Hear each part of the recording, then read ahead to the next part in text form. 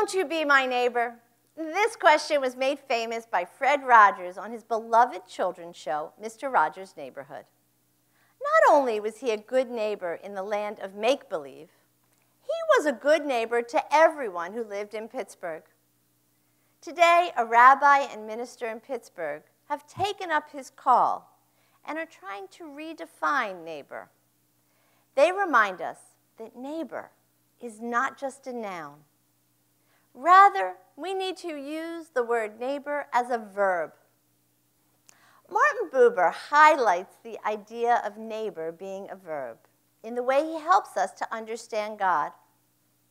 For Buber, God is not a being out there, but rather the and, the connection of I and thou. Me and you, God. Me and you. I have always been struck by this notion of God as the energy, the connection between beings. In that connection, we have the power to bring Kedusha, holiness, into the world. In making neighbor a verb, we have the power to be a source of this Kedusha by connecting people and including everyone in our neighborhood. How do we neighbor? One way is by doing things together. Think about the Jewish community. How do we create community? Pretty simple, by doing Jewish together. Eating, praying, hanging a mezuzah, eating, hugging, Israeling, I'm not sure if that's a word, but Israeling, repairing the world, we could call that tikkun olaming, eating, singing, arguing, celebrating, and yes, eating. But neighboring is more than just creating community, more than just food. To neighbor, we need to cultivate empathy and combat apathy. Let's look at our question from Pirkei Avot. Today's question is, Ezehu Gibor, who is strong? And Ben Zoma answers, Hakovesh et Yitzro, one who masters their inclinations, controls their impulses and feelings. Today I'm going to focus on two inclinations that are essential to neighboring. What do we need to neighbor? We need empathy, and we need to fight our inclination to apathy. Where to start?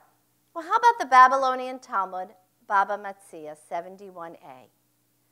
Open your hands to the poor. The poor of your own town is where you start. This is a reminder to love your neighbor as yourself. Don't start big trying to fix the whole world. Start close to you.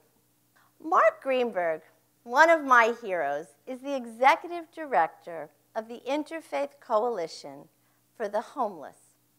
He says, I realize I can't fix the problem of homelessness in the whole world, or even in the whole country. But I can get my arms around New York City. I had to laugh when he said he could get his arms around New York City. That's a pretty daunting task to tackle homelessness in Manhattan. But doing so has been his life's work for the past 30 years, and he has made a difference for the homeless in New York City. He defined his community and got to work, not for himself, but for others. That's what it means to be a neighbor. Last year, I shared that I was planning to volunteer at a literacy program for adult immigrants who are learning English. I want to give you a progress report about my own little corner of the world, and to point out that at least I was listening to my sermons. I volunteer at Opening Word on Wednesdays from October into March. I meet wonderful women from Turkey, Haiti, Ecuador, Mexico, and El Salvador. In one class, we are talking about our favorite recipes from home. People share all kinds of yummy recipes that they make, and of course, memories. One woman doesn't cook, so I asked her to describe a favorite restaurant dish, and she pulled up a picture. Another woman, Leah, mentioned how she likes to make empanadas, But these days it was hard since her oven is broken and she has to use her neighbor's oven. The following week is winter break, and I'm cleaning out my basement, and I find a large toaster oven. After the vacation, I bring the toaster oven with me to class and ask Leah if she can use it, only if she wants it. She is delighted. I had actually forgotten I had this oven, but now I knew someone who could use it, a real person. I never would have known what Leah needed if I hadn't gone to Wyandanch on a weekly basis and spent time getting to know her and hearing her story. She didn't tell me about the oven because she thought I'd bring in an oven. It just came up as part of our relationship. This wasn't a handout or an anonymous donation. This was me hearing her need and responding. This was me being a neighbor. That is what empathy is. The origin of the word empathy is from the Latin in feeling. You are so deeply in the feeling that you need to act. This was empathy, inspiring action for me. Sometimes we might feel sympathy, defined as with feeling. Being helpful, a listening ear, a hug, certainly important and supportive, but not really going to make a change. The word compassion is related and comes from the Latin compati, to suffer with. This is having pity or concern for the misfortunes of others. Sympathy and compassion are important.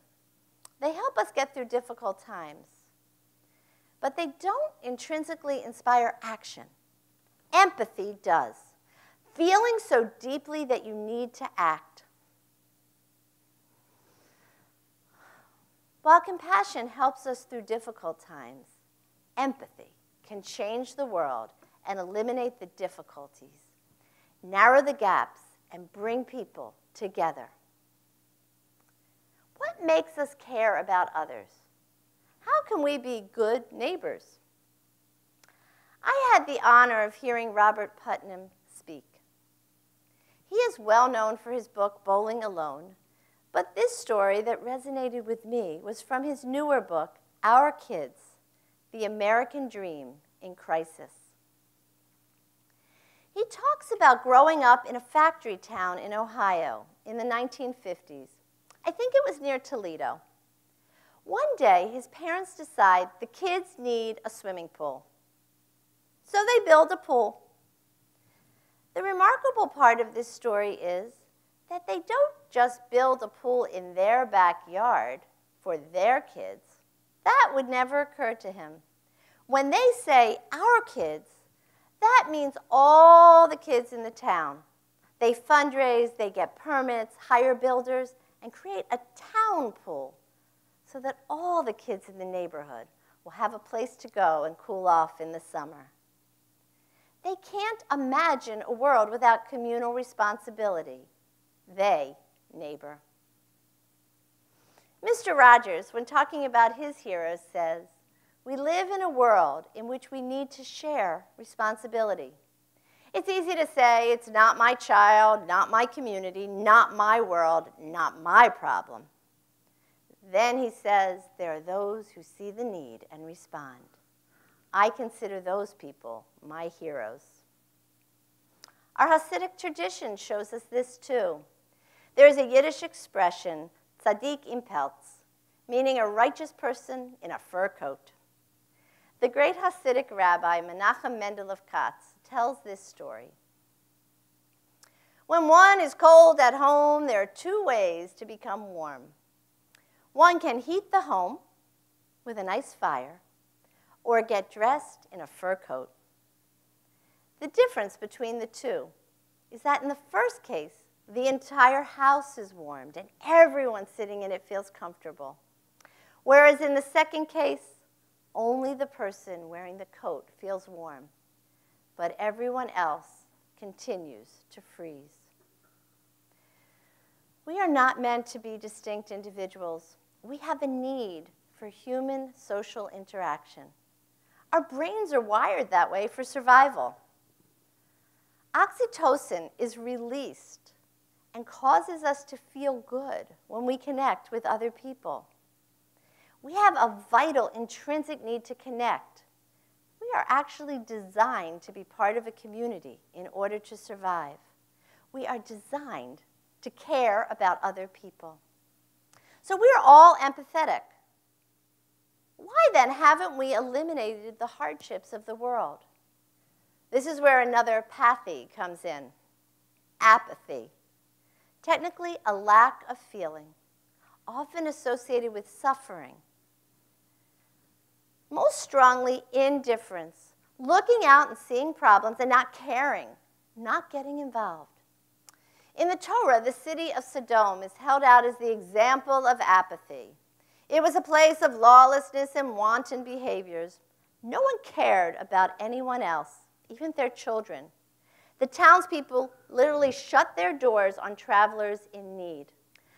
Rabbi Tamar Elad Applebaum teaches that Sodom is a school for indifference.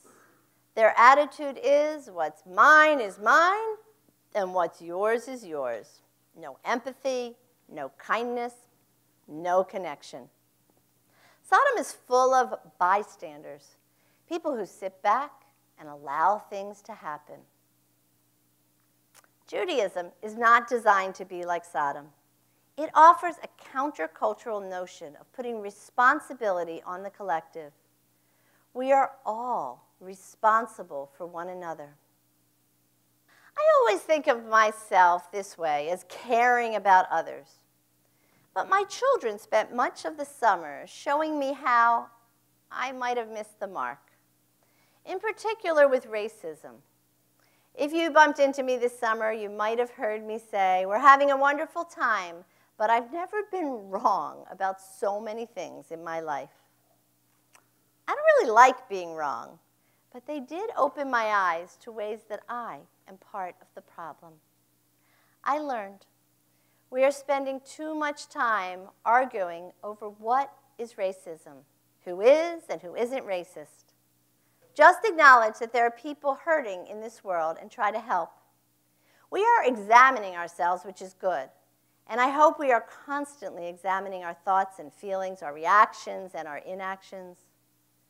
But when we are truly honest with ourselves, we might not like what we see. If I acknowledge myself as racist, then I'm admitting to being less than my highest self.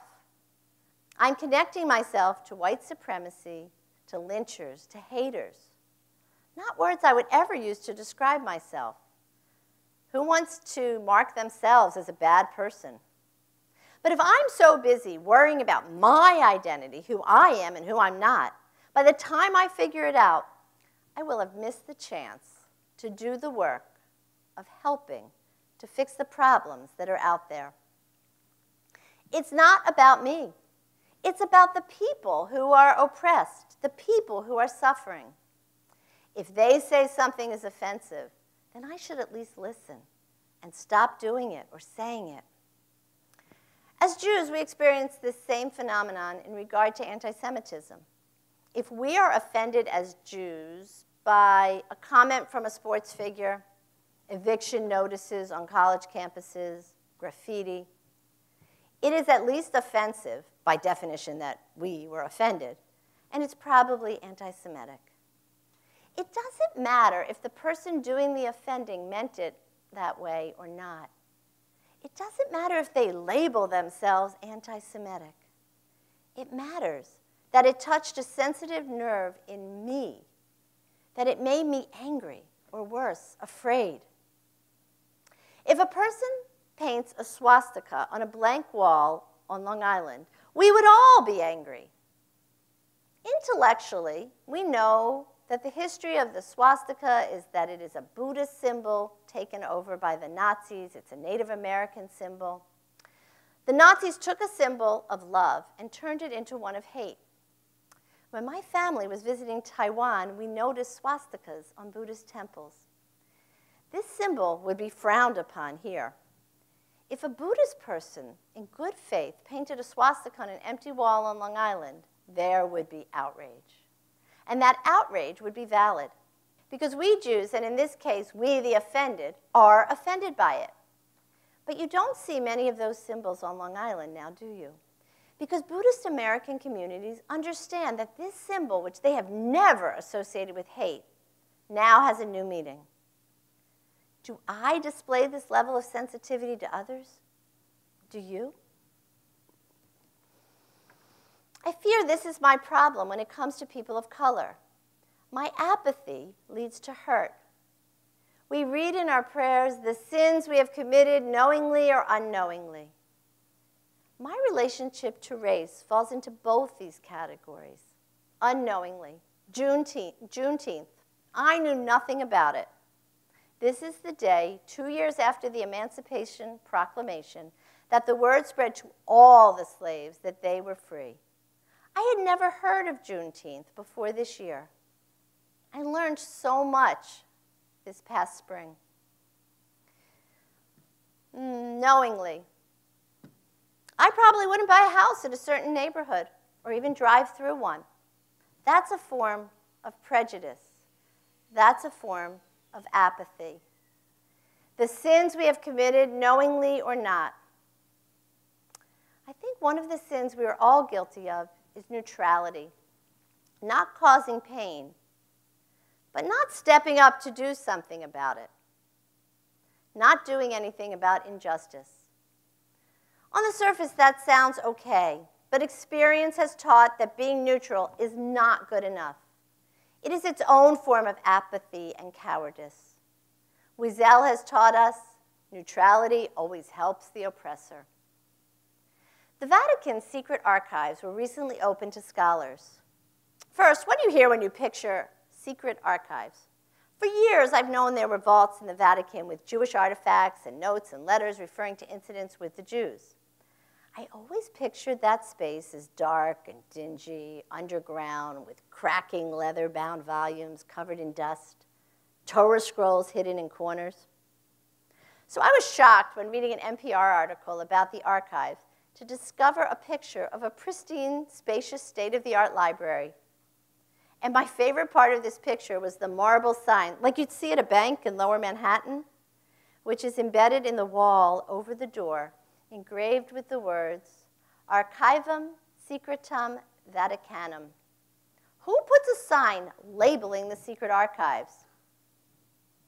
This intrigued me, so I did look into it. Probably the word meant private or reserved. Recently, the private papers of Pope Pius XII have been released for study, with many other papers of the period of the Shoah, the Holocaust, also now made available. It has long been known that the Pope did not help the Jews during the war. These papers show that there was discussion about what to do. A document stated, Pope Pius XII thought that he should not take sides in the war, and that therefore he should not be criticizing either side of the war, including the Nazis.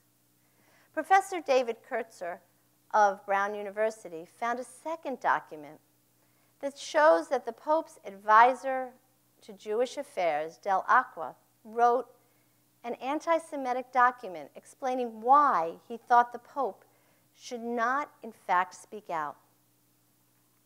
He wanted the Pope to remain neutral. Kurtzer suggests that Pope Pius never spoke out against Nazis killing Jews because he didn't want to offend many German Catholics, members of his flock, who were ardent Nazis. He wanted to remain neutral so as not to offend. When we hear this example, it should make us examine ways we remain neutral when we could be working for the good. He made a conscious decision to remain neutral even when he knew what the Nazis were doing was wrong. We don't have the power of the Pope, but we have to decide what to do. There is a sea change going on around us, a new understanding of the plight of blacks in America. Last year, I spoke about my journey to Alabama and to the exhibit from emancipation to incarceration. It was eye-opening to see a timeline of oppression, much of which was being perpetuated in my lifetime. It was laid out so clearly in front of me. This year we have seen uprisings growing out of need, of this feeling that this is enough, this can't go on anymore. In some ways, we can feel like bystanders. This is not our problem. We are not the enemy. But I think if we do some soul searching, uncover our unconscious bias, we will realize that we are part of the problem. And then we can become part of the solution. Shakespeare asked the question, to be or not to be? Rabbi Elad Applebaum teaches us that this is not the question of the Torah. Rather, the Torah asks to see or not to see, to say or not to say, to intervene or not to intervene, to interfere or mind our own business. Tradition demands lo tuchal lehitalem. This is the idiom for don't ignore. Literally, don't remain hidden. We must step forth and get involved. The word hidden in Hebrew comes from the same root as olam. The word hidden in Hebrew, lehitalem, comes from the same root as olam, the word for world. We need to connect to the world, to neighbor, and not to hide. The question is, how can we switch from being apathetic, neutral, part of the problem, to being empathetic, action-oriented, and part of the solution? Here are 5 ideas. First, we need to shift our mindset. Belonging is a subjective choice. Decide right now that you belong in society and that you will make a difference. In Pirkei Avot, we learn, don't separate yourself from the community. Al tifrosh min hatzibor. Even while social or physical distancing, we need to find ways not to separate ourselves from the problems of the world. Be a neighbor. We can do so by cultivating curiosity. Ask questions, talk to people, and hear their stories. So number 2 is curiosity. It is my willingness to understand you, to look below the surface and connect. It has been discovered that people make first impressions in 6 seconds. And that doesn't seem fair. When someone is reading your resume, they can be influenced by the tiniest thing, where you went or didn't go to school, a hobby, a picture of you in pink, and they don't like pink. Is that fair? What would you want people to know about the real you versus their 6-second impression? Just like people are judging us, we need to recognize that we are making judgments in 6 seconds as well. We need to recognize our biases, and then, as Gail Tolstoy Miller, a headhunter, teaches, say, so what? So what they went to a rival school? So what they like woodworking and you got a D in shop class in 7th grade? Could be me. So what they are wearing pink? So what? Or let's take Billy Planner's advice.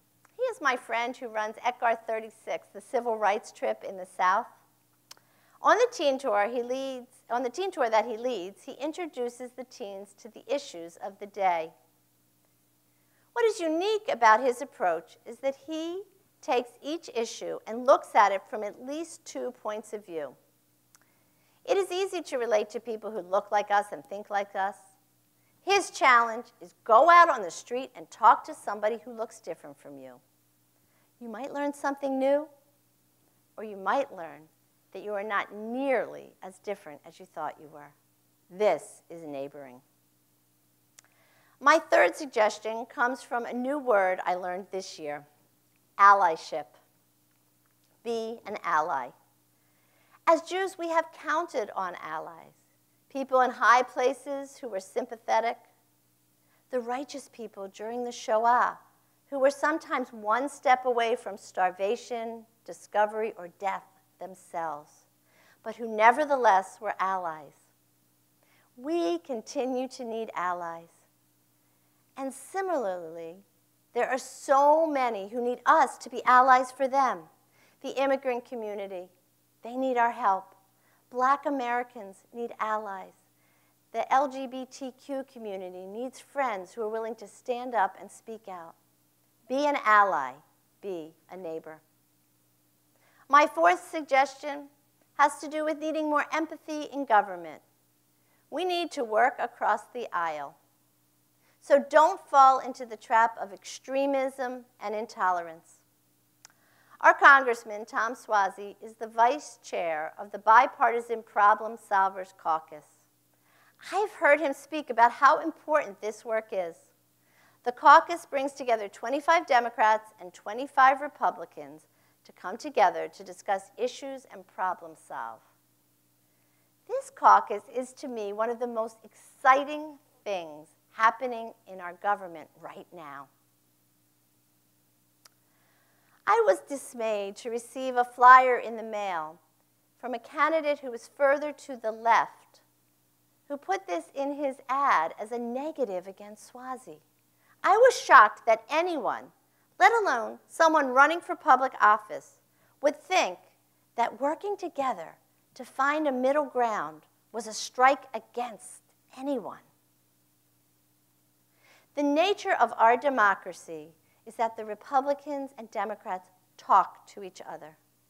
This is how our government was designed to work, to bring together different people with different perspectives who could work together for the common good, to create a better solution for everyone, to neighbor. And lastly, when opportunities present themselves, participate. Step up. Bring as many people with you as you can. Make sure you vote in November. Bring those people along with you. I'm writing postcards to people in Georgia to encourage them to vote. I'll be posting on social media to remind everyone to vote. You need to fill out the census. Be counted. And help others to fill it out who it's a little more difficult for. The poet Mary Oliver writes, "When it's over, I don't want to wonder if I have made of my life something particular and real. I don't want to end up simply having visited this world. I want to be a neighbor." Mr. Rogers calls neighbors helpers. He says, when I was a boy and I would see scary things in the news, my mother would say to me, "Look for the helpers. You will always find people who are helping." To this day especially, in times of disaster, I remember my mother's words, and I am always comforted by realizing that there are still so many helpers, so many caring people in this world. Maybe this strange year of 2020, when we have been forced to be apart, will be the year that brings us together. Tom Friedman, in talking to Dove Seidman, comments, "This virus has triggered a global pause. You, Dove, once remarked to me, when you press the pause button on the computer, it stops. But when you press the pause button on a human being, they start. And that's when they begin to rethink and reimagine. Is this such a moment?" Dove responds, "And in the pause, we have the opportunity to reflect on all that this tragic pandemic is revealing about ourselves and our society. A pause can lead to new beginning. A pause can lead to a new beginning, to a reimagination of how we want to live differently, less unhealthily, and less unequally in the future." I'd like to conclude by returning to Ben Zoma and his questions that I have explored this high holidays. Who is wise? One who learns from all human beings. That's when I talked about 2020 vision to help us see everyone. Who is rich? One who is happy with their lot. One who finds abundance everywhere. Who is strong? One who conquers their impulses and emotions, who conquers apathy and is motivated by empathy. And lastly, the question that lifts us up and incorporates all of the above. Ezehu koved, who is honored? Ham koved et briot, one who honors others. This year, 5781, may we find more ways to bring holiness into the world, to honor others and to neighbor every chance we get. Won't you be my neighbor? Gemar Tov.